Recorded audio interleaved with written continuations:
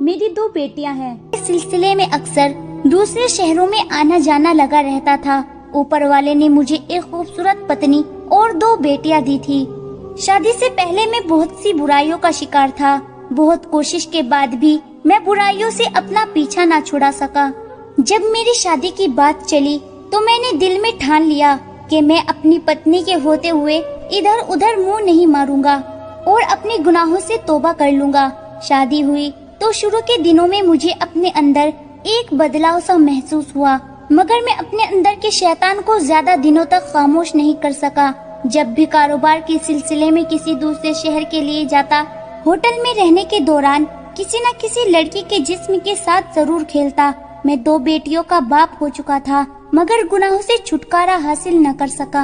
एक बार मैं कहीं बाहर गया तो होटल में कमरा बुक किया हुआ था। मैंने उस होटल के मैनेजर से कहा कि मेरे लिए एक अच्छी से अच्छी लड़की का बंदोबस्त करो और आज रात का किराया मुझसे डबल ले लेना। थोड़ी देर बाद एक 40 साल की औरत ने मेरा दरवाजा खटखटाया। उसके साथ एक 13 साल की लड़की भी खड़ी थी। मैंने अकेले में उस औरत से कहा कि इतनी कम उम्र की लड़की को क्यों लेकर आई हो? तुझे जरा भी शर्म नहीं आई? उस औरत ने कहा, साहब आप फिक्र ना करें, ये लड़की इस काम की आदी है, आपको शिकायत का मौका बिल्कुल नहीं मिलेगा। मैं लड़की को कमरे के अंदर ले आया और औरत से कहा कि तुम 1 घंटे बाद लड़की को यहाँ से ले जाना।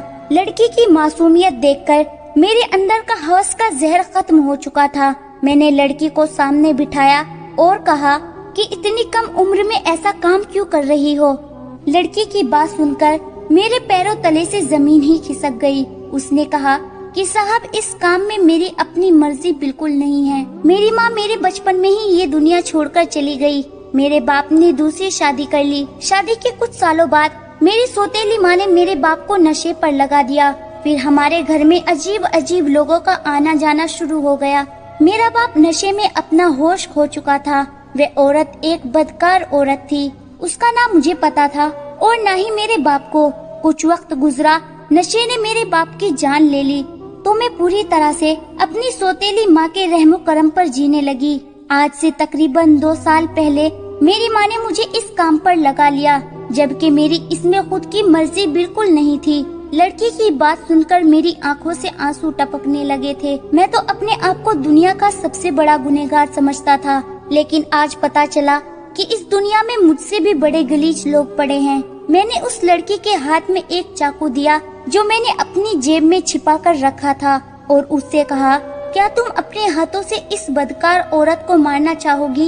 लड़की ने रोकर कहा कि नहीं, मेरे अंदर इतनी हिम्मत नहीं है कि मैं किसी की जान ले सकूं, और उसने मुझे भी इस बात से मना कर दिया। मैंने लड़की के सर पर हाथ रखकर कहा कि तुम अब क्या चाहती हो? उसने कहा, भाई मैं अब इस जहन्नुम से निकलना चाहती हूँ। मैंने उससे कहा कि मैं तुझे इस जगह से निकाल लूंगा। उस औरत के आने से पहले ही मैं उस लड़की को होटल से लेकर रवाना हो गया।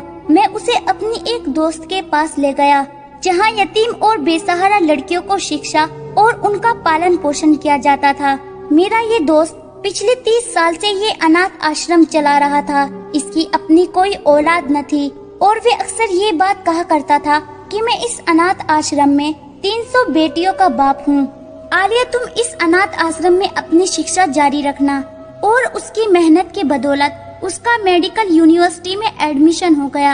आज वे एक बड़े अस्पताल में सर्जन हैं और बखूबी अपनी ड्यूटी अच्छे से सर अंजाम दे रही है। शायद इसी नेकी की वजह से मुझे उस गुनाह से नफरत होनी शुरू हो गई। मेरे दिल में ये बात घर कर गई कि जो लड़की जिस्म फरोशी के नापाक धंधे में कदम रखती है तो वे किसी न किसी मजबूरी की वजह से ही ऐसा करती है। लेकिन मैं कितना गलीज इंसान था कि उन्हीं मजबूर और लाचार लड़कियों का जिस्म नोचता रहा। फिर मैंने सच्चे दिल से उस गुनाह से तौबा कर ली और अपनी पत्नी से भी माफी मांगी कि मैं तेरा मुजरिम हूँ। पत्नी मुझे छोड़कर मायके चली गई थी और 6 महीने तक मुझसे दूर रही और मेरे बच्चों को भी मुझसे दूर रखा। पत्नी और बच्चों की जुदाई को मैंने अपनी सजा समझी और ऊपर वाले से अपनी बीवी बच्चे दोबारा मांगता रहा। ऊपर वाले ने मेरी पत्नी के दिल को नर्म कर दिया। उसने मुझे माफ कर दिया। उसने 6 महीने बाद फोन किया कि मुझे यहाँ से ले चलो।